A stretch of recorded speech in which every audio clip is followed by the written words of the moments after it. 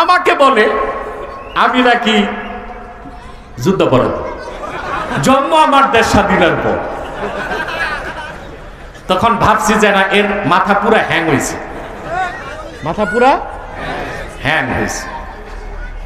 হুমকি ধমকি দেয়, মৌলবাদীদেরকে দূর করবে, সরাই দিবে। এত সহজ?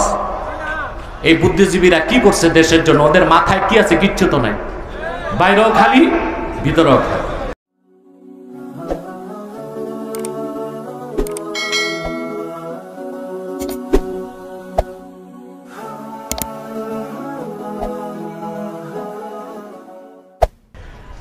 আল্লাহ রাব্বুল আলামিন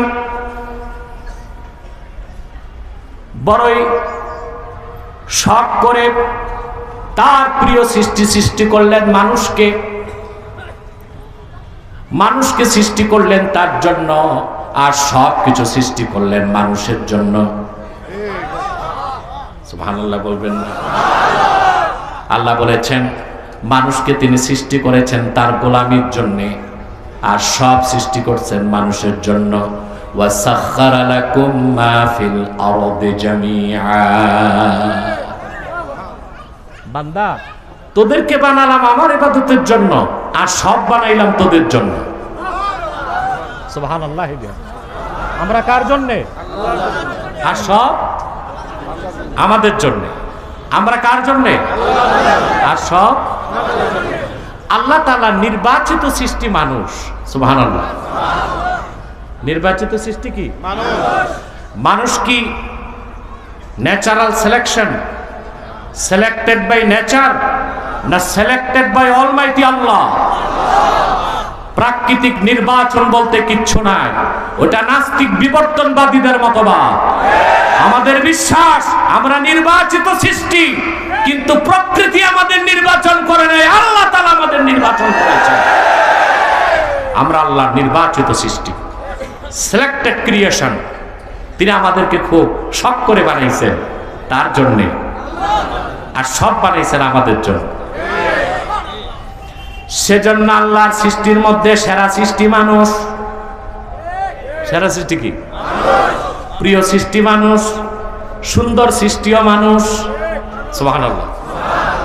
মানুষের চেয়ে কোনো জাতিকে আল্লাহ এত সম্মান দেন নাই, দিছেন? আল্লাহ রাব্বুল আলামিন বলেন ওয়ালাকাদ কাররামনা বানি আদম ওয়া হামালনাহুম ফিল বাররি ওয়াল বাহরি ওয়া রাযাকনাহুম মিনাত তাইয়্যিবাত।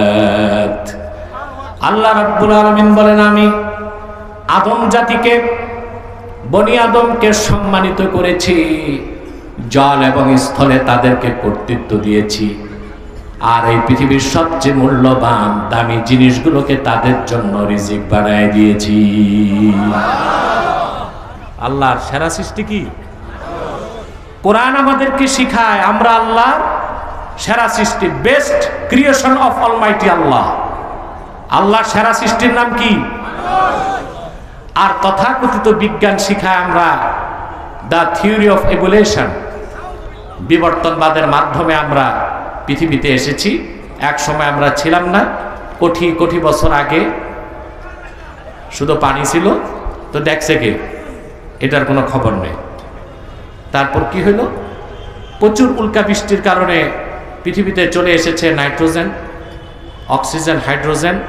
তারপরে রাসায়নিক বিক্রিয়ার মাধ্যমে সমুদ্রে হয়ে গেল এক কোষী জীব, ফিউশন, কোষ বিভাজনের মাধ্যমে তা হয়ে গেল একটা কীট, ব্যাঙের বাচ্চার মতো। পরবর্তীতে এটা বড় হয়ে গেল ব্যাঙ। ব্যাঙের আর পানি ভাল লাগে না, আসছে ডাঙ্গায়। বিবর্তন হতে হতে এক সময় হয়ে গেল গিনিপিগ টাইপের প্রাণী। তারপর আস্তে আস্তে হয়ে গেল বানর, ওরাং ওটাং, শিম্পাঞ্জি। ওই তিনটার যে কোনো একটা থেকে মানুষের উৎপত্তি। বিজ্ঞান মানুষের মর্যাদা বাড়িয়েছে না কোরআন বাড়িয়েছে? সুবহানাল্লাহ। বিজ্ঞান যেটা শিখালো, যা আমাদের বইপত্রে এখন আসছে, বিবর্তনবাদ শিখানো হয় নবম শ্রেণী থেকে ডিগ্রি পর্যন্ত। নবম শ্রেণী থেকে ডিগ্রি পর্যন্ত। আমরা তো জাতির কল্যাণ চাই আলেমরা। আমরা বলি বিজ্ঞান শিখাও, কিন্তু বিজ্ঞানের নামে গাঁজাখুরি মতবাদ শিখায় না। প্রযুক্তি শিখাও। আমরা চাই বাংলাদেশের শিক্ষিত জনগণ বিশ্বমাপের বিজ্ঞানী হোক, সাহিত্যিক হোক, দার্শনিক হোক, প্রকৌশলী হোক, চিকিৎসক হোক, কিন্তু বিজ্ঞান প্রযুক্তির নামে মানুষকে নাস্তিকতাবাদ শেখানো হবে, বস্তুবাদী বানানো হবে, প্রকৃতি পূজারী বানানো হবে, আর বর্তমানে সমকামিতা শেখাবার জন্য ট্রান্সজেন্ডার শেখানো হবে।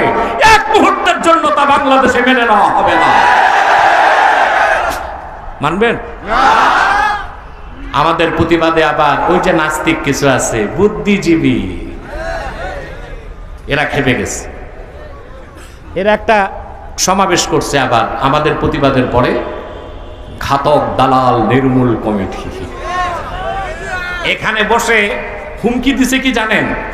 বলে মৌলবাদীদের কথায় বই পরিবর্তন চলবে না, মানে মৌলবাদী বাংলাদেশে রাখবে না। তা আমি বলছি মৌলবাদী বাদ দিলে তো বাংলাদেশই থাকবে না। বুদ্ধিজীবীগুলো কি মৌলবাদের অর্থ জানে? মৌলবাদের ইংরেজি হচ্ছে মৌলবাদীর ইংরেজি হচ্ছে fundamentalist. Every practising Muslim is fundamentalist. কোরআন সুন্নাহয় বিশ্বাসী প্রত্যেক মুসলমানই মৌলবাদী। এরকম মৌলবাদী আওয়ামী লীগও আছে, বিএনপিতে আছে, জাতীয় পার্টিতে আছে, জামায়াতে আছে, সব দলে আছে। কারণ সব দলেই কিছু মুসলমান আছে অক্ষরে অক্ষরে কোরআন হাদিসকে বিশ্বাস করে। মৌলবাদী বাদ দিলে দেশ থাকবে? কথা বলে না। বুদ্ধিজীবী নাস্তিক কয়টা আছে বাংলাদেশে? সব এক করলে যা হয় তার চেয়ে বেশি বাংলাদেশে পেটিকুত্তা আছে।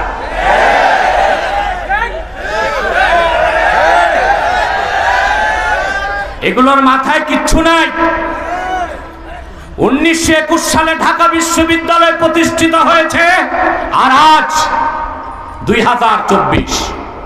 100 বছরে এই বুদ্ধিজীবীরা আমার বাংলাদেশের মানুষকে আন্তর্জাতিক মানের একজন সাহিত্যিক দিতে পারে নাই, কবি দিতে পারে নাই, বিজ্ঞানী দিতে পারে নাই, দার্শনিক দিতে পারে নাই, রাজনীতিবিদ দিতে পারে নাই।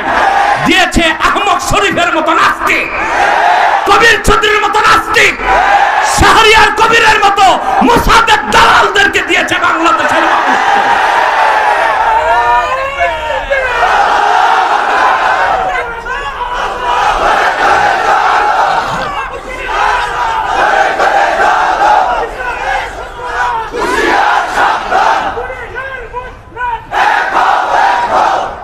বুদ্ধিজীবীগুলোর কি আছে দালালি ছাড়া? বেটা আমার সাথে ডিবেটে হারছে 2021 সালে। তারপর পাগলটা বলে কি, আমি একটা জিনিস ব্যাখ্যা খুঁজতেছি যে কাফের হইয়া পাগল হয় না পাগল হইয়া কাফের হয়। এটা আলেমদের সাথে বসতে হবে। আমাকে বলে আমি নাকি যুদ্ধাপরাধী, জন্ম আমার দেশ স্বাধীনের পর। তখন ভাবছি যে না, এর মাথা পুরা হ্যাং হয়েছে, মাথা পুরা হ্যাং হয়েছে। হুমকি ধমকি দেয়, মৌলবাদীদেরকে দূর করবে, সরাই দিবে। এত সহজ? এই বুদ্ধিজীবীরা কি করছে দেশের জন্য? ওদের মাথায় কি আছে? কিচ্ছু তো নাই। বাইরেও খালি, ভিতরেও খালি, সাফা চাট। দূরবীন একটা চুল খুঁজা পাইবেন না মাথায়, পুরা তালু সাফ। ওটা সর্ষের তেল দিলে দিনের বেলা সূর্যের আলো পড়লে মনে হবে পিতলের ঘটি চমকাচ্ছে। সিটি স্ক্যান করলে দেখবেন বাইরেও কিছু নাই, মাথার ভিতরেও কিছু নাই। সরকারকে আমি পরামর্শ দিব, এই বুদ্ধিজীবীদেরকে নিয়ে মাথায় ঘাস চাষ করুন। গবাদি পশুগুলো ঘাস খাইয়ে অন্তত বাঁচবে, ঠিক কিনা? বিজ্ঞানী বানান, দার্শনিক বানান, সব বানান, কিন্তু আল্লাহর কোরআনকে বাদ দিয়া না।